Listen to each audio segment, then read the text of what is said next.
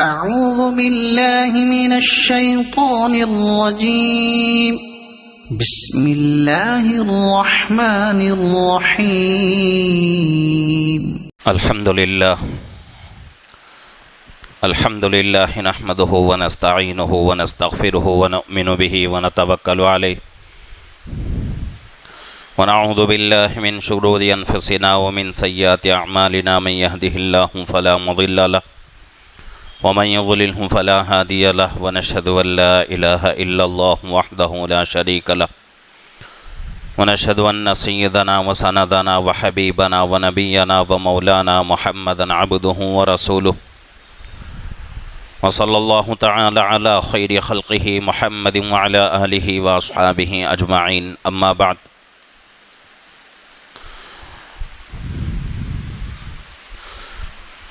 فقد قال الله تبارك وتعالى في القرآن المجيد والفرقان الحميد فأعوذ بالله من الشيطان الرجيم بسم الله الرحمن الرحيم اقترب للناس حسابهم وهم في غفلة معرضون ما يأتيهم من ذكر من ربهم محدث إلا استمعوه وهم يلعبون صدق الله العظيم وصدق رسوله النبي الكريم ونحن على ذلك لمن الشاهدين والشاكرين والحمد لله رب العالمين.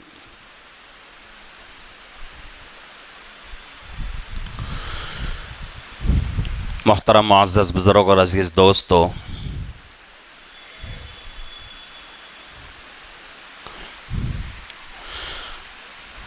خطبے کے دوران قرآن پاک کی دو آیتوں کو میں نے تلاوت کیا ہے، اور یہ دو آیتیں پارہ نمبر 17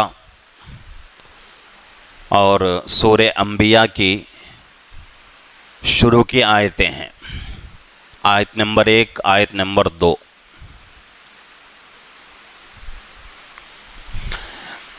ان دو آیتوں کی روشنی میں کچھ باتیں مجھے عرض کرنا ہے،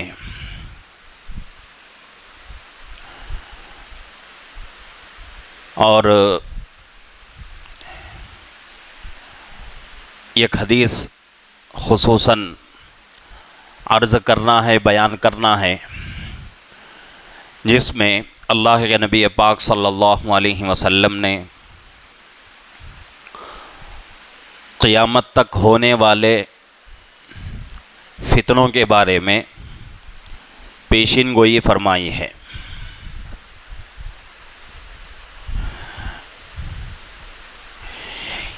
ایک چیز ہوتی ہے کہ کوئی کام پیچھے زمانے میں ہو گیا ہو، اس کی خبر دینا، اس کے بارے میں بولنا کہ بھئی چند دن پہلے، کچھ روز پہلے ہمارے شہر میں، ہمارے علاقے میں یہ کام ہوا تھا۔ اس کو کہتے ہیں خبر دینا کسی چیز کا۔ اور ایک چیز ہوتی ہے کسی چیز کے بارے میں پیشین گوئی کرنا۔ پیشین گوئی کسے کہتے ہیں کہ کوئی کام اس وقت نہیں ہوا، پیچھے زمانے میں نہیں ہوا، آگے آنے والے زمانے میں وہ کام ہونے والا ہے، یا اندازے کے مطابق وہ کام آئندہ زمانے میں ہونے والا ہے، ہوگا۔ ان باتوں کو، ان چیزوں کو پیشین گوئیاں کہا جاتا ہے۔ اللہ کے نبی پاک صلی اللہ علیہ وسلم کے زمانے میں اللہ کے نبی نے ایسی بہت ساری پیشین گوئیاں فرمائیں، اپنے زمانے کے تعلق سے بھی اور قیامت تک آنے والے زمانے کے تعلق سے بھی بہت ساری پیشین گوئیاں فرمائیں۔ اور کتنے لوگ ایسے ہیں کہ اللہ کے نبی صلی اللہ علیہ وسلم کی ان پیشین گوئیوں کو سن کر وہ باتیں جب ہو گئیں، وہ کام جب ہو گیا تو وہ لوگ اسلام میں آ گئے. اور یہ چیز بہت سارے لوگ کیا سمجھتے ہیں کہ بھئی یہ چیزیں غیب کا علم ہیں. غیب کا علم اس کو نہیں کہتے. غیب کے علم میں اور پیشین گوئیوں میں بہت بڑا فرق ہے. جیسا کہ ہم بھی کوئی بات کہتے ہیں ہم میں سے کہ بھئی یہ کام 1 سال کے بعد 2 سال کے بعد اس طرح ہوگا، تو یہ پیشین گوئیاں ہیں. تو اللہ کے نبی پاک صلی اللہ علیہ وسلم نے اپنے زمانے میں بہت ساری پیشین گوئیاں فرمائیں، اور ان میں سے کچھ پیشین گوئیاں ایسی تھیں جو اللہ کے نبی پاک صلی اللہ علیہ وسلم کے زمانے سے تعلق رکھتی تھیں، اور کچھ پیشین گوئیاں وہ ہیں جو قیامت تک تعلق رکھتی ہیں. اور انہی کو حدیث کے الفاظ میں قیامت تک ہونے والے جو کام ہیں ان کے بارے میں اللہ کے نبی نے فرمایا ہے، اللہ کے نبی نے پیشین گوئی فرمائی ہے. ان کو حدیث کے الفاظ میں قیامت تک آنے والے فتنے کہا جاتا ہے. ایسے بہت سارے چیزوں کے بارے میں اللہ کے نبی پاک صلی اللہ علیہ وسلم نے فرمایا ہے. جیسا کہ بیعت عقبہ ہوا اور اسی طریقے سے بیعت رضوان ہوا، تو خصوصاً جب معاہدہ کا معاملہ پیش آیا، اللہ کے نبی صلی اللہ علیہ وسلم عمرے کے لیے مدینے سے نکلے. مکے کو عمرے کے ارادے سے نکلے تھے، لیکن کفار مکہ نے آپ کو اور آپ کے صحابہ کو مکہ سے باہر روک دیا. روک کر کچھ شرطیں ہوئی جس کو صلح حدیبیہ کہا جاتا ہے. تو ان شرطوں کو دیکھ کر صحابہ نے کہا کہ اے اللہ کے رسول، کیا ہم غلط راستے پہ جا رہے ہیں یا ہمارا کام غلط ہے؟ اللہ کے نبی نے فرمایا ایسا نہیں ہے، ہمارا کام بالکل درست ہے، صحیح ہے، سچا ہے. تو صحابہ نے پوچھا جب ہمارا کام صحیح ہے، سچا ہے، ہم حق پر ہیں، پھر بھی ہم لوگ کیوں ان کے سامنے دب کر صلح کریں؟ تو اس وقت اللہ کے نبی پاک صلی اللہ علیہ وسلم نے صحابہ سے پیشین گوئی فرمائی تھی کہ صحابہ صبر کرو، انشاءاللہ اللہ کیا کریں گے، آگے حالات درست کریں گے اور مکہ ہمارے ہاتھ سے فتح ہوگا. وہ صلح حدیبیہ ہوا. حدیبیہ ہونے کے بعد 2 سال مکمل گزرے. 2 سال ہونے کے بعد اللہ رب العزت مکہ کو فتح کر دیا. اللہ رب العزت نے سورہ فتح نازل فرمائی، انا فتحنا لک فتحا مبینا. اس میں اللہ رب العزت نے فتح کی خوشخبری سنا دی. تو اس طریقے کی بہت ساری باتیں اللہ کے نبی پاک صلی اللہ علیہ وسلم کی ایسی تھیں جو پیشین گوئیاں، یعنی کہ آئندہ زمانے میں ہونے والے کام، ان کے بارے میں اللہ کے نبی نے اپنے زمانے میں خبر دی، اپنے زمانے میں بتایا. اسی تعلق سے حدیث کے کتابوں میں بہت سارے حدیث ایسی ہیں، بہت ساری روایتیں ایسی ہیں جن میں اللہ کے نبی صلی اللہ علیہ وسلم نے قیامت تک آنے والے فتنوں کے بارے میں ارشاد فرمایا. صحابہ فرماتے ہیں، روایت کتابوں میں ملتی ہے کہ ایک مرتبہ اللہ کے نبی صلی اللہ علیہ وسلم صبح کی نماز پڑھائے، فجر کی نماز پڑھانے کے بعد فوراً ممبر پر تشریف لے گئے. ممبر پر بیٹھ کر بیان کرنا شروع فرمایا. کب تک بیان کرے؟ ظہر کی نماز تک بیان کرتے رہے. کب سے کب تک؟ صبح کی نماز کے بعد سے لے کر ظہر کی نماز تک بیان کرتے رہے. نماز کا وقت آیا، اللہ کے نبی صلی اللہ علیہ وسلم نیچے اترے، سنت پڑھی، فرض پڑھائے، پھر سنت نفل پڑھے، پھر ممبر پر تشریف لے گئے، پھر بیان شروع فرمایا اور صحابہ بیٹھ کر سنتے رہے. کب تک بیان ہوا؟ عصر کی نماز تک بیان ہوا. عصر کی نماز کا وقت آیا، اللہ کے نبی صلی اللہ علیہ وسلم نیچے اترے، فرض نماز پڑھائیں، اس کے بعد پھر ممبر پر تشریف لے گئے. پھر کب تک بیان ہوا؟ مغرب کی نماز تک بیان ہوا.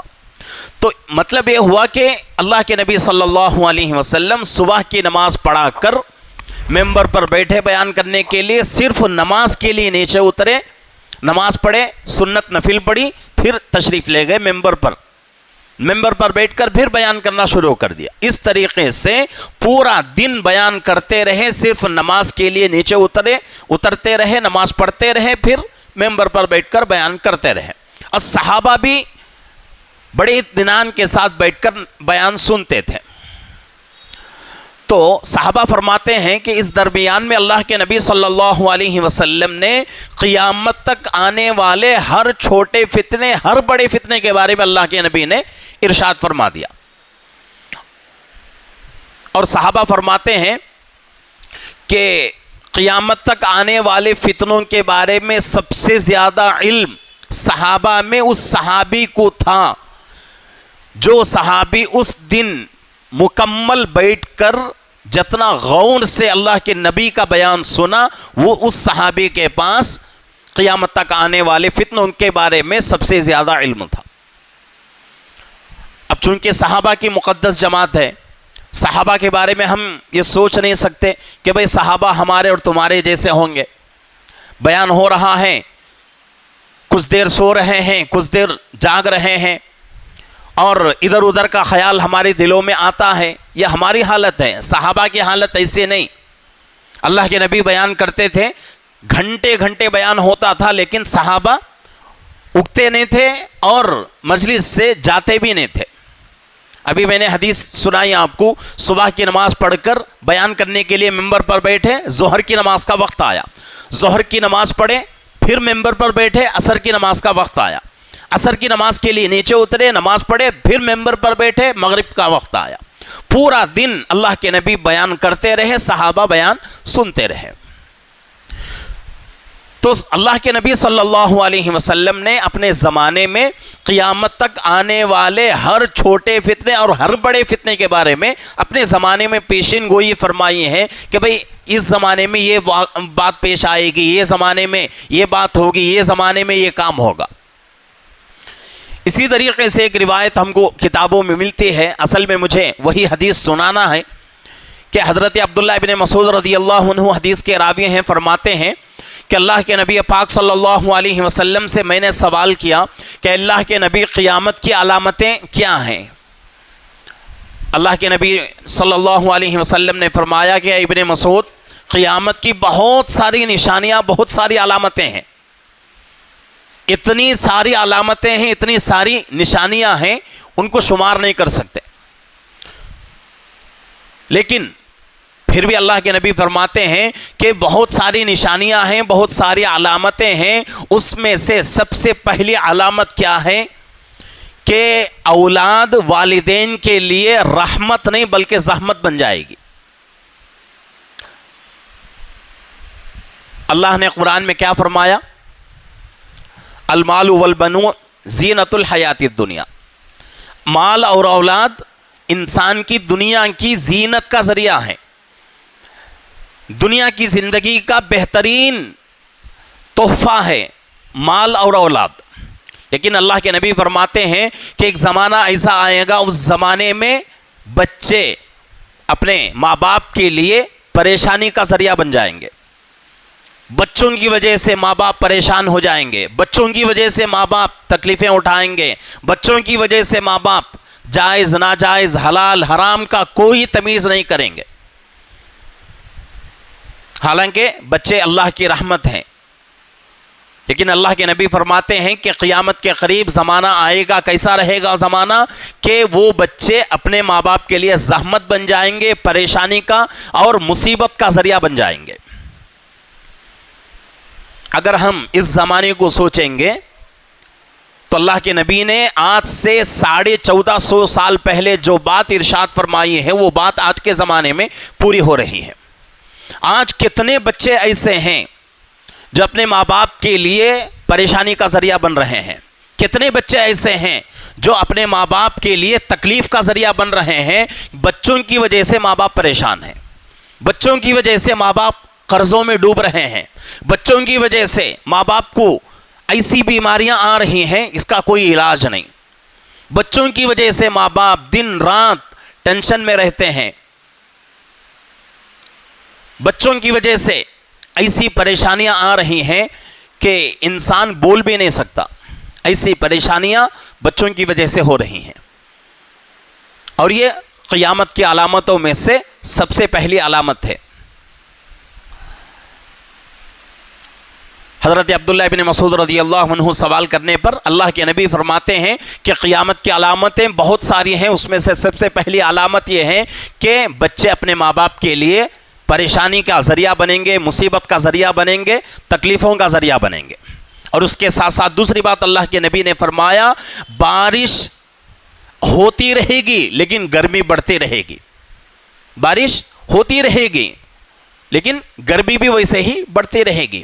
اور آج کا زمانہ بالکل بارش ہوتی رہتی ہے. ایک ہفتہ 10 دن بارش ہو جائے، بارش ہو کر 2 دن نہیں ہوتے، تیسرے دن گرمی شروع ہو جاتی ہے. یہ قیامت کی علامت ہے. اور اسی میں ایک بات اللہ کے نبی نے یہ بھی فرمائی کہ شریر لوگوں کی کثرت ہو جائے گی، یعنی کہ اچھے لوگ نہیں بلکہ خراب لوگ زیادہ ہو جائیں گے. ایسے لوگ جن کی وجہ سے دوسرے لوگ پریشان ہو جائیں گے، ایسے لوگ دنیا میں زیادہ ہو جائیں گے. اور یہ 3 باتیں اللہ کے نبی نے ایک ہی بات میں ارشاد فرمائی. یہ 3 چیزوں کو اللہ کے نبی نے ایک ہی نشانی قرار دی. اور دوسری علامت، دوسری نشانی اللہ کے نبی فرماتے ہیں کہ قیامت کے قریب زمانہ ایسا آئے گا کہ اس زمانے میں لوگ سچے کو جھوٹا اور جھوٹے کو سچا سمجھنے لگیں گے. سچے کو جھوٹا اور جھوٹے کو سچا. اور یہ زمانہ کیسا ہے؟ آدمی کھڑا ہو کے جتنا زبردست جھوٹ بولے گا وہ آدمی، اس آدمی کی معاشرے میں لوگوں میں اتنی ہی عزت. اور جو آدمی جتنی صحیح بات سچی بات بولے گا وہ آدمی اتنا ہی بدنام ہو جائے گا. لوگ اس کو کیا سمجھیں گے؟ بیکار آدمی ہے. اور اس کو میں آج کے زمانے کے حساب سے حکومتوں کے بارے میں اگر کہوں، سیاسی جو پارٹیاں ہماری ہیں، تو آج کی دنیا میں ان سے بڑا جھوٹا کوئی نہیں ہو سکتا. کتنا وہ لوگ جھوٹ بولتے ہیں، لیکن ہم لوگ کیا سمجھتے ہیں؟ اچھے لوگ ہیں، اچھی پارٹی ہے، اچھے آدمی ہیں. یہ اللہ کے نبی نے آج سے 1450 سال پہلے بتا کے چلے گئے کہ قیامت کے قریب ایک ایسا زمانہ آئے گا کہ اس زمانے میں جھوٹے کو لوگ سچا سمجھیں گے اور سچے کو لوگ جھوٹا سمجھیں گے. آج ہمارے سامنے آ کر کوئی آدمی صحیح بول دے تو ہم اس بات کو یقین نہیں کرتے، اور آٹومیٹک ہمارا دل دماغ ایسا ہوتا جا رہا ہے کہ ہمارے دل دماغ صحیح قبول کرنے کو تیار نہیں. جو بات جھوٹی ہوتی ہے سب کو پسند آتی ہے، صحیح بات، حق بات کسی کو پسند نہیں آتی. تو یہ دوسری نشانی ہے. تیسری نشانی اللہ کے نبی صلی اللہ علیہ وسلم فرماتے ہیں کہ قیامت کے قریب وہ آدمی جو خیانت کرنے والا ہے، اس آدمی کو لوگ امانت دار سمجھیں گے اور امانت دار آدمی کو خیانت کرنے والا سمجھیں گے. امانت دار اور خیانت دار کون ہے؟ مطلب یہ ہے کہ امانت دار وہ آدمی ہے جس کے پاس ہم کوئی چیز رکھیں تو وہ آدمی اس چیز میں خیانت نہ کرے. کوئی راز کی بات بول دیں تو وہ آدمی اس بات کو دوسروں تک نہ پہنچائے. اس کو امانت کہا جاتا ہے. خیانت کیا ہے؟ کوئی چیز رکھے کہ ہم نے کہہ دیا کہ بھئی یہ چیز تمہارے پاس امانت ہے، لیکن اس میں وہ آدمی اپنے لیے وہ چیز استعمال کر رہا ہے. کوئی راز کی بات کسی کو بتا دی، کہا کہ بھئی کسی کو مت کہو، دوسروں کو بتا رہا ہے، تو اس کو خیانت کہا جاتا ہے. تو اللہ کے نبی نے فرمایا قیامت کے قریب زمانہ کیسے آئے گا کہ خیانت کرنے والے کو لوگ امانت دار سمجھیں گے، امانت دار آدمی کو خیانت کرنے والا سمجھیں گے. اور آج جتنا آدمی خیانت کرنے والا ہوگا اس کی عزت آج دنیا کے حساب سے، موٹے الفاظ میں، موٹی زبان میں اگر میں یہ کہوں تو جو آدمی لوگوں کا جتنا پیسہ لے کر قبضہ کر کے ناجائز طریقے سے ڈبا رہا ہے اس آدمی کی عزت ہے آج. اور جو آدمی امانت داری کے ساتھ اپنا بیوپار بزنس کرتا ہے اس آدمی کی کوئی عزت نہیں. اسی کو اللہ کے نبی نے فرمایا کہ امانت دار آدمی کی عزت ہوگی اور خیانت دار آدمی کی عزت ہوگی, امانت دار آدمی کی عزت کچھ بھی نہیں رہے گی. اور آگے اللہ کے نبی فرماتے ہیں کہ چوتھی نشانی, دوسروں سے تعلقات لوگ زیادہ رکھیں گے, اپنوں سے تعلقات کو ختم کر دیں گے. اب یہ تعلقات کیسے بھی ہوں, دوستی ہو, رشتہ داری ہو, یا پھر ناجائز کسی عورت سے تعلقات ہو, کوئی بھی چیز ہو. آج حالت کیسی ہے کہ گھر کے اگر بات کہیں کہ بچوں کو اپنے ماں باپ پسند نہیں, بچوں کو اپنے بھائی بہن پسند نہیں, لیکن باہر والوں سے دوستی بہت اچھی رہتی ہے. دوستوں کے لیے آج ہر کام کرنے کو آدمی تیار, لیکن ماں باپ کے واسطے, بھائی بہنوں کے واسطے کام کرنے کو تیار نہیں. دوستوں کے واسطے کچھ بھی کرنے کے لیے پیسہ ہے, ماں باپ کے واسطے, بھائی بہنوں کے واسطے کرنے کے لیے پیسہ نہیں. اگر ماں باپ کوئی بات کہیں, کوئی کسی چیز کا مطالبہ کریں, کسی چیز کی خواہش کریں, تو زمانہ کیسا ہے, بچے کیا کہتے ہیں ماں باپ کو, میرے پاس پیسے نہیں ہیں. اگر وہی دوسرا آدمی دوست کہیں تو اس کے لیے ہر چیز قربان. اسی طریقے سے ناجائز تعلقات, کہ اپنے گھر میں عورت ہے, حلال ہے, لیکن حلال کے ہوتے ہوئے بھی آج کتنے لوگ ایسے ہیں جو حرام کی طرف جا رہے ہیں. ناجائز تعلقات دوسرے عورتوں سے, مردوں کے دوسرے عورتوں سے, عورتوں کے دوسرے مردوں سے, اور اس میں انسان کو مزہ ملتا ہے. حالانکہ مرد کے لیے عورت ہے, عورت کے لیے مرد, حلال طریقے سے نکاح ہوا ہے, شادی ہوئی ہے. اور اس کے بارے میں اللہ کے نبی نے فرمایا کہ اگر کوئی مسلمان شادی شدہ جوڑا مرد اپنی بیوی سے ملتا ہے اس نیت سے کہ میں یہ ملنا اپنی بیوی سے صرف اور صرف گناہ سے بچنے کے لیے, اللہ کو راضی کرنے کے لیے, ان دو چیزوں کی وجہ سے اپنی بیوی سے ہم بستری کرتا ہے, اللہ کے نبی فرماتے ہیں کہ ہر چیز پر اللہ رب العزت اس کو جنگ میں جا کر شہید ہونے کا جو ثواب ملتا ہے اتنا ثواب ہر مرتبہ دیتے رہیں گے حلال طریقے سے کرنے پر. لیکن آج زمانہ کیسا ہے کہ بھئی حلال طریقے سے مرد ہے عورت کے پاس مرد ہے, لیکن یہ چیز اچھی نہیں لگتی, ناجائز تعلقات اچھے لگتے ہیں. اور ناجائز تعلقات پر لوگ سب کچھ لٹانے کے لیے تیار, سب کچھ قربان کرنے کے لیے تیار. اپنی بیوی کے لیے اچھے کپڑے بنانے کے لیے پیسہ نہیں, اپنی بیوی کے لیے زیور بنانے کے لیے پیسہ نہیں, اپنے بچوں کے لیے اچھا سا اچھا فیوچر دینے کے لیے پیسہ نہیں. لیکن ناجائز طریقے سے جتنا بھی کریں گے اس کے اندر مزہ ملتا رہے گا. اسی کو اللہ کے نبی نے حدیث میں فرمایا کہ دوسرے سے تعلقات زیادہ ہوں گے اور اپنوں سے تعلقات کو ختم کر دیا جائے گا. اور اسی طریقے سے پانچویں چیز, ہر قبیلے کی سرداری منافق آدمی کے ہاتھ میں رہے گی. ہر قبیلے کی, قبیلے کا مطلب ایک گھرانہ اور کیا کہتے ہیں خاندان, ایک خاندان کی سرداری, خاندان کا بڑا آدمی کون بنے گا, منافق آدمی بنے گا. اور اسی طریقے سے فرمایا بازار کا بڑا آدمی فاجر, فاسق اور بدمعاش آدمی بنے گا. اور ہو بہو یہ چیزیں آج ہو رہی ہیں.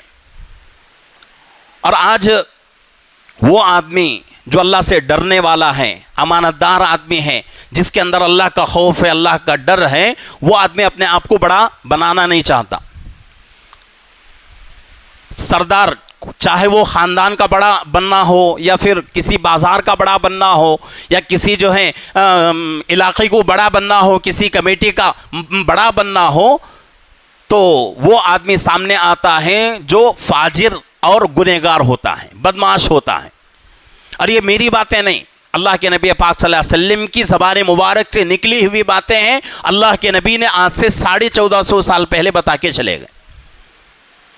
ہر خاندان کا بڑا آدمی منافق ہوگا. منافق کس کو کہتے ہیں, اندر کا الگ اور باہر الگ. اندر اس کے دل میں گناہ کا ارادہ رہتا ہے, باہر کیا رہتا ہے, سب کے ساتھ محبت کی باتیں. اندر دل میں دشمنی, نفرتیں, عداوتیں اور زبان پر محبت کی باتیں رہتی ہیں، ایسا آدمی منافق ہے۔ اس کے بارے میں قرآن کہتا ہے ان المنافقین فی الدرک الاسفل من النار۔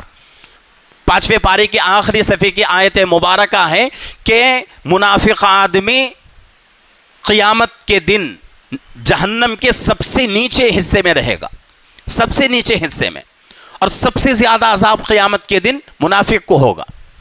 تو منافق آدمی خاندان کا بڑا بنے گا اور بازار کا بڑا اور ایک جماعت کا بڑا کون سا آدمی بنے گا؟ وہ آدمی جو معاشرے کا سب سے بڑا گنہگار ہوگا، سب سے بڑا بدمعاش ہوگا، جو آدمی لوگوں کا مال ناجائز طریقے سے کھا رہا ہوگا، لوگوں پر ظلم کر رہا ہوگا، ایسا آدمی بازار کا بڑا بنے گا۔ اور یہ کوئی نئی باتیں نہیں ہیں آج کے زمانے کے حساب سے، یہ تمام باتیں ہو رہی ہیں، یہ قیامت کی نشانیوں میں سے ہے۔ اور آگے اللہ کے نبی پاک صلی اللہ علیہ وسلم فرماتے ہیں یہ چیز بہت ہی ضروری ہے، چھٹی چیز، اس چیز کے اوپر ہم سب کو غور کرنے کی ضرورت ہے کہ قیامت کے قریب ایسا زمانہ آئے گا کہ اس زمانے میں سچے مومن کی قدر و قیمت بکری یا بکری سے بھی کم ہو جائے گی۔ بکری کی قیمت آج کچھ بھی نہیں، لیکن اللہ کے نبی فرماتے ہیں کہ سچے ایمان والے کی قیمت بکری سے بھی کم ہو جائے گی۔ لیکن وہ آدمی جو گنہگار ہے، فاسق ہے، منافق ہے، اللہ کی نافرمانی کرنے والا ہے، لوگوں کو دھوکہ دینے والا ہے، اس کی قیمت بہت زیادہ بڑھ جائے گی اور لوگ اس کی عزت کریں گے، اس کی قدر کریں گے، اس کو اہمیت دیں گے۔ ایمان والا، سچا ایمان والا، اللہ کو ڈر کے زندگی گزارنے والا ہے، اس آدمی کی کوئی اہمیت نہیں۔ ایسے اللہ کے نبی پاک صلی اللہ علیہ وسلم نے بہت ساری نشانیاں ارشاد فرمائی ہیں۔ تو یہ 6 نشانیاں میں نے آج کے جمعہ میں، آج کے دن آپ حضرات کے سامنے بیان کی ہیں۔ انشاءاللہ آگے جمعہ میں اور بھی کچھ نشانیاں ہیں، اس کے بارے میں کچھ باتیں ہمارے سامنے آئیں گی۔ تو یہ باتیں آج ہمارے سامنے بیان ہو رہی ہیں، تو ہماری ذمہ داری یہ ہے کہ ہم کو سوچنا ہے کہ بھئی کیا میرا شمار ان 6 لوگوں میں ہے؟ اگر ہے تو فوراً اپنے آپ کو ان 6 لوگوں سے الگ کر کے اپنے آپ کو سچا ایمان والا بنانے کی کوشش کرنا ہے، ورنہ دنیا میں ہماری عزت بڑھ جائے گی، لوگ عزت کریں گے، لیکن یہ عزت کب تک؟ جب تک ہمارے بدن میں سانس باقی ہے تب تک۔ سانس نکل جائے گی، ہم مر جائیں گے، دنیا سے چلے جائیں گے، تو اصل زندگی وہاں سے ہماری شروع ہو جائے گی، اصل حساب وہاں سے شروع ہوگا۔